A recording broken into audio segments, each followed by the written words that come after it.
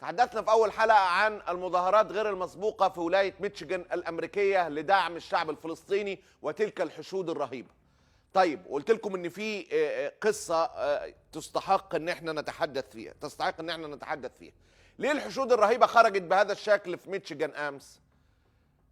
كان في زيارة للرئيس الأمريكي بايدن لولاية ميشيغان. بايدن أعلن دعم مطلق لجيش الاحتلال زي ما أنت عارف.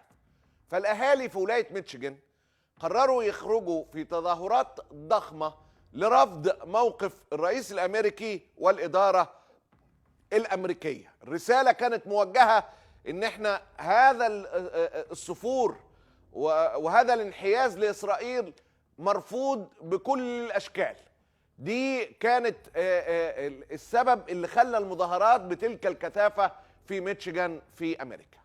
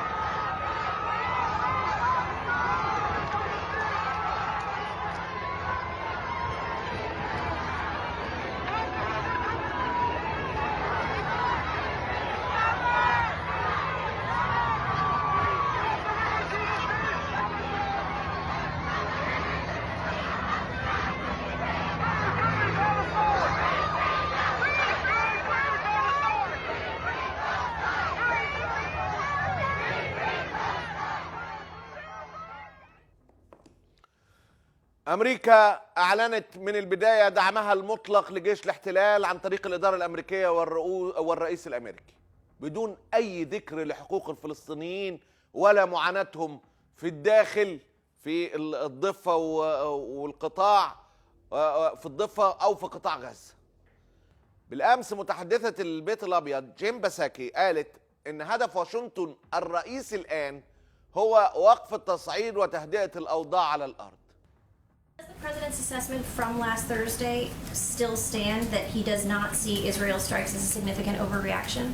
Again, I think I noted that the president also had two calls over the weekend since Thursday where he conveyed his concerns about the current period of conflict, the lives of Israeli and Palestinian civilians that have been lost, and certainly raised his concern about the safety and security of journalists and others who have been impacted on the ground. So we're not going to give a day-by-day evaluation. I will say that our objective is to, just like it is with other countries and our partners around the world, is to play the role we can play in the most constructive way possible to reduce the violence, to de-escalate the situation on the ground, and a great deal of that is going to be through intensive, quiet diplomacy behind the scenes. And does the president's assessment from last Thursday still stand that he does not see Israel strikes as a significant overreaction? Again, I think I noted that the president also... المتحدثة باسم البيت الأبيض سئلت عن تصريح نتنياهو اللي قال إن استهداف الأبراج السكنية هو عمل مشروع تماماً. البيت الأبيض سئل عن برج الصحفيين اللي اتضرب واللي كان فيه مقر وكالة Associated Press الشهيرة. Question, if I may, you mentioned the journalists on the ground on that Gaza tower strike. The Prime Minister Netanyahu called this a perfectly legitimate target. Does this White House agree with that? Well, I would say that any intelligence is being handled through intelligence channels. I don't have a further readout or confirmation of any of those details from here, nor do I have an assessment of that intelligence that was stated by the Prime Minister. Go ahead. One last question, if I may. You mentioned the journalists on the ground on that Gaza tower strike. هروب بشكل واضح وسافر من التعليق على أي إجرام لجيش الاحتلال. أعتقد ده المشهد العاشر اللي أنا عارضه لحضرتك من المتحدثين باسم البيت الأبيض أو المتحدثين باسم الخارجية، وتهربوا فيها بهذا الشكل من الإجابة على أي أسئلة تجرم ما يفعله جيش الاحتلال. هل نتنياهو يصطنع هذا المشهد للهروب من فشله لتشكيل حكومة؟ في ناس شبهته بترامب واللي عملوا بإشعال أمريكا يوم 6 يناير لو تتذكروا. Tom Friedman wrote today about this being a January 6th moment for Prime Minister Netanyahu. Is there a concern at the White House by the president that domestic politics in Israel are currently a barrier to an end to this escalation of violence?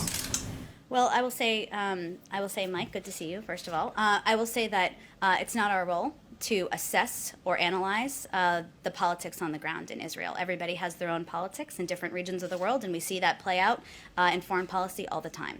What our role is to play be as constructive as possible in de-escalating the violence, bringing an end to the conflict. رشيد طليب عضو رشيدة طليب العضوة بمجلس النواب الأمريكي عن الحزب الديمقراطي انتظرت بايدن وهو نازل لولاية ميشيغان، وقفته لمدة 8 دقائق لتبلغه اعتراضها على موقفه في دعم جيش الاحتلال. President Biden is facing more questions about Israel as strikes continue and peace talks break down. According to the White House, President Biden expressed support for a ceasefire in his call with Israel's Prime Minister Monday.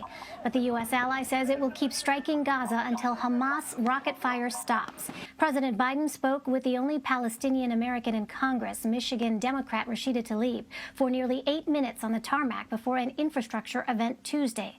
Tlaib has been one of the president's harshest critics over his support for Israel.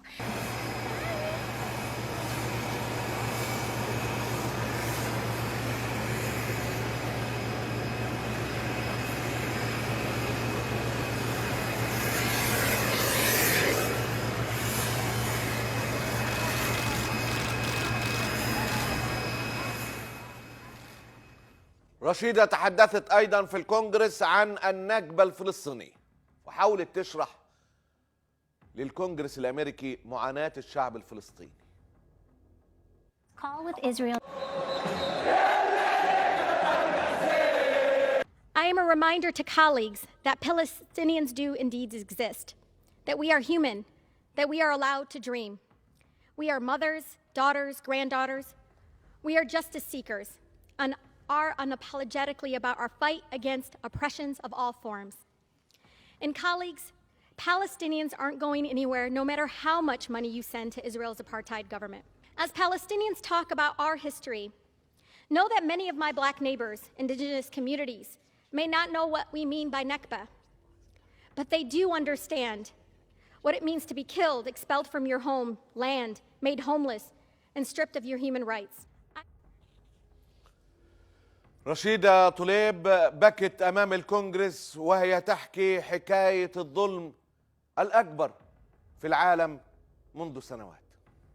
You know, when I see the images and videos of destruction and death in Palestine, all I hear are the children screaming from pure fear and terror. I want to read something a mother named Iman in Gaza wrote 2 days ago. She said, quote, "Tonight I put the kids to sleep in our bedroom so that when we die together."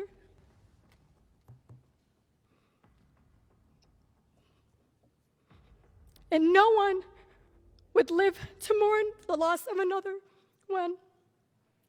The statement broke me a little more because of my country's policies and funding will deny this mother's right to see her own children live without fear and to grow old without painful trauma and violence. We must, with no hesitation, demand that our country recognize the unconditional support of Israel has enabled the erasure of Palestinian life and the denial of the rights of millions of refugees and emboldens the apartheid policies that Human Rights Watch has detailed thoroughly in their recent report. رشيدة طليب حكت عن جدتها اللي بتعيش في الضفة الغربية. رشيدة والدها حربي طليب غادر الضفة الغربية سنة 1975 قبل سنة من ولادة رشيدة، وراح مدينة ديترويت في ولاية ميشيغان الأمريكية، وجدتها مفتية طليب لا زالت تعيش في الضفة الغربية. رشيدة وجهت رسالة لجدتها في الضفة.